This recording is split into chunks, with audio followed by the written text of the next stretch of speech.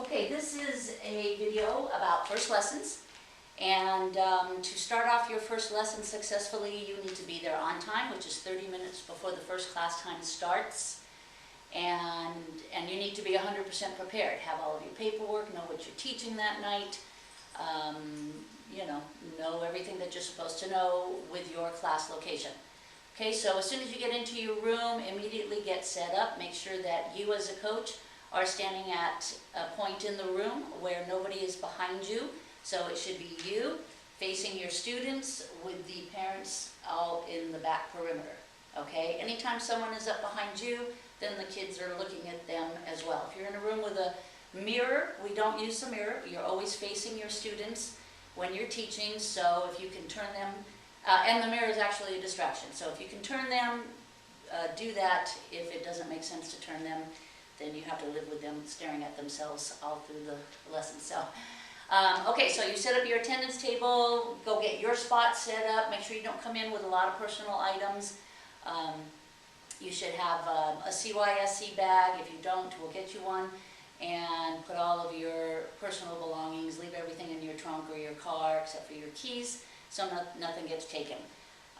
You want to keep all of your personal stuff up by your radio sound system so that it doesn't interfere with the attendance table. You don't want any of your personal belongings at the attendance table. So you lay out all of your forms, and once you're set up, then you're standing at the attendance table as everybody comes in. First lessons are crazy. You're going to have lots of late registrations, and so you need to process them as quickly as you can. You should only have your juniors coming at that first time period, so, but that's usually your biggest class, so you have to hustle.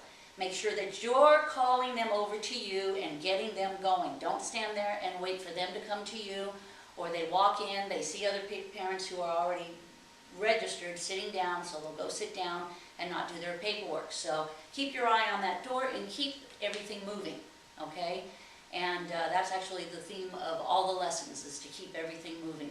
So you get people registered, and it's not up to you to fill out paperwork. If they were at the official registration the week prior, then they just fill out an attendance slip. If you're buying palms on the attendance slips, and as well as fundraisers. Okay, any new students, whether they're returning, they were in past sessions, everybody needs to fill out a new registration form for each session. So everyone fills that out. They turn that into you. You should have a manila envelope to put it all in. And you help as many people as you can, and once it's time, it starts getting to, I'll use 6 o'clock start time as an example. Once you start to that time, getting close to that, you want to gather up your attendance envelope and your bank and anything else that you have right there, and head up to your spot to teach. You just tell the parents, listen, I have to start class, so fill out your paperwork and I'll help you after class. And then as you go up there, start arranging the girls. Actually, I forgot something important. As your kids come in, they're to hold their attendance slip and then go find a seat on the spot. They shouldn't be running around acting all crazy, okay? This is not romper room, and we'll get kicked out of our room unless everybody behaves. So I come in and I register, I have my attendance slip. You tell me to go find a spot on the floor facing where you're going to be standing. And they can just all sit in a group and get to know each other and that type of thing. Parents then go find a seat, okay? So now you're up front and you're ready to start. You're going to stand them all up, get their attendance slips, and if somebody doesn't have one, go send them back to the table, get their mom's attention. Everyone has to turn in an attendance slip. Once you get them stand up, spread them out. You need the shorter girls in the front, okay? And spreading them out actually takes longer on the first lesson than anything. It's so confusing to them. But have them do a big T so that they have enough room to work. And you should always have your shorter girls to the front, taller girls to the back. You can put them in 4 or 5 lines depending on how large your class is. But make sure that they have room. Then 6 o'clock, start your stretch. And as you're watching the door, you're announcing to people, if you're coming in for this class, I need the students out on the floor. And you're doing that while you're stretching. I need the students out on the floor. Moms, pick up the paperwork, start filling it out. I'll help you after class. Okay, this is what you're doing as you're doing the stretch, because there's always going to be people coming in. And then somewhere in your class, usually not at your stretch, but you'll start seeing the seniors coming in, and it's okay to, you know, take a quick announcement time to say, if you're coming in for the next class, grab your paperwork on the table, and when this class is over at 6:30, I'll process you. And then boom, back to your class. Okay, so you do your stretch, then you're going to have the kids sit down, make some announcements to the parents. First lesson would be, I have pom-poms for sale, I've got our Carl's Jr. fundraiser and our scratch card fundraiser available for anybody that wants to purchase those. Fill out an attendance slip, staple your payment, and I'll do the transaction with you after class. And make sure everyone has a welcome brochure and a class schedule so that they know what's going on. And if you have your uniform samples, you can put them out that first lesson, just direct the parents to that. Kind of give them an idea as to when they're going to need their uniforms purchased by. If they're only marching in a Christmas parade at the end of the session, then they need to have them by Thanksgiving. Some of the classes have October things. So you want to October and November. So look at your schedule, and we usually try to put that date on there, but just direct them to that on their schedule. And then you have the girls stand up, and you don't ask if they have any questions, you tell them if you have any questions. First read the welcome brochure. If that doesn't answer it, ask me after class, or you can call the office, and they'll be happy to answer any of your questions at any time, okay?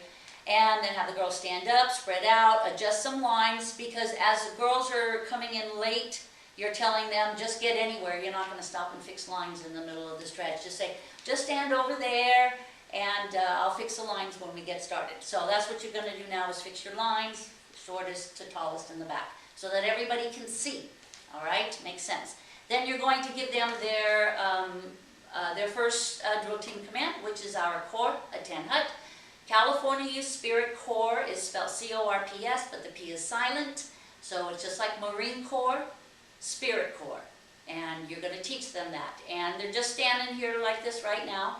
And you're going to tell them that this is where we're going to start all of our cheers and dances from. And you'll use this command many, many times throughout that 30-minute lesson. So you're going to tell them, I'm going to cheer to you, Corps, Attend Hut. And you're going to stop what you're doing, put your feet together, your hands to your hips, and you're going to cheer back to me, Spirit, real loud and real strong like a cheerleader. Corps, Attend Hut. They yell, Spirit. And then you move on from there. You can take the first lesson to teach marching. They're all going to ultimately march in a Christmas parade. Some will be using it sooner. So when they're marching, they're going to start with their left, and I'll be the student way. So you're going to yell to them, and you're going to tell them, we're going to learn how to march. So let's pick up our left knee first. We always want to try to start with the left and put it down, follow with the right, and the left, and the right. And then I just get them going so that they're not even thinking about it. I've got my flip-flops on. And, you know, you just tell them, I always say marching is like walking, only bigger, because we do want to try to get those knees up. And then you can give them the command, which is mark time, march. They start with their left, right, left, and then it's Corps, halt, and we stop. And if you're not familiar with drill team and stuff, this is going to feel a little awkward to you, but you need to be strong in your delivery of your part of it so that they give it back. You're not going to stand there and yell, Corps, Attend Hut. You're going to yell, Corps, Attend Hut, and give it to them big, okay? That was a little extreme, but I just want you to, you have to be the loudest person in the room. All right, so from there we're going to learn our arm positions. We're going to learn a high V, low V, small T, big T, tuck, goalpost, left diagonal, right diagonal. Again, I'm the student, so our left is up and our right is down. That's opposite for you.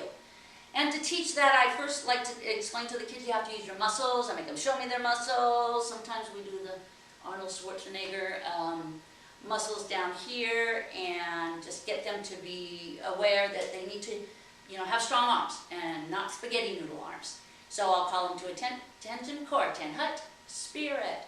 And I'll give them the first one. Your first one is a high V. Raise your arms up, nice and strong. Make the letter V up high. Makes sense? High V. Everyone yell it. High V. Then they yell, high V. And now we're going to take those arms down. Don't bend on the way down. Don't touch your body. And you're going to stop in an upside down V. This is called your low V. Everyone yell it out. Low V. and then they yell, low V.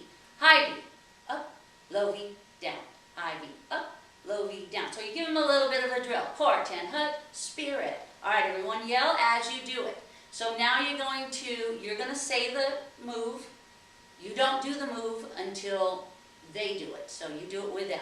So high V, they all do a high V with you and yell high V. So it's, you say it, then everyone does it. High V, low V, low V, small t, big T, and so on. Okay, so you can also do those marching.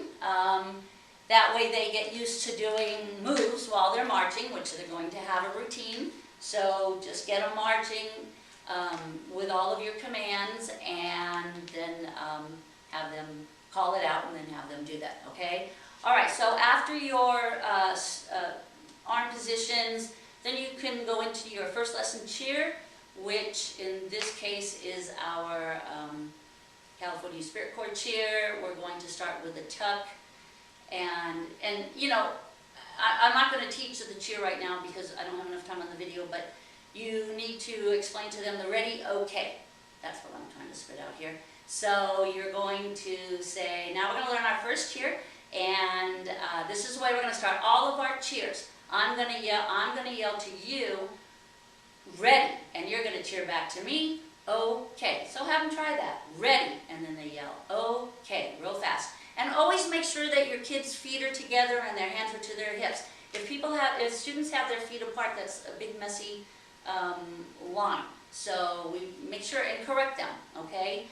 You don't have to, I don't want you to go, hey you switch arms. As you're teaching, you can go over, switch their arms. If you have a bunch of them, walk through your room and switch arms, do what you have to do.